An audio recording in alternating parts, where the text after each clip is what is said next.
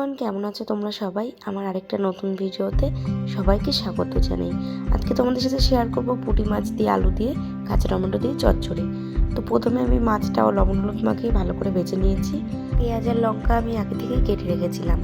তারপর কড়াইতে তেল দিয়ে সর্ষে আর শুকনো লঙ্কা ফোড়নে দিয়ে দেবো। তারপর নাড়িয়ে চাড়িয়ে যখন শুকনো লঙ্কাটা একটু ভাজা হয়ে যাবে দুপাশে, তখন আমরা তার মধ্যে টমেটো আর আলু কুচি দিয়ে দেবো।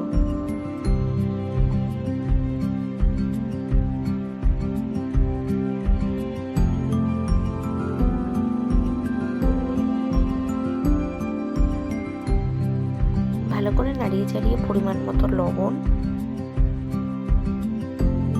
পরিমাণ মতন হলুদ দিয়ে দেবো।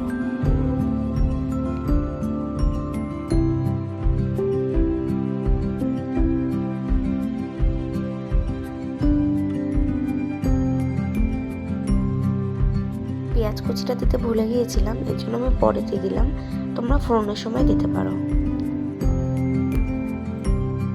ভালো করে ভাজা হয়ে গেলে তারপর পরিমাণ মতন জল দিয়ে আলুটা আর টমেটোটা সামান্য একটু গলিয়ে নিতে হবে। তারপর জলটা যে ফুটে উঠবে সেই ভেজে রাখা মাছগুলোকে তার মধ্যে দিয়ে দিলেই ব্যাস তৈরি।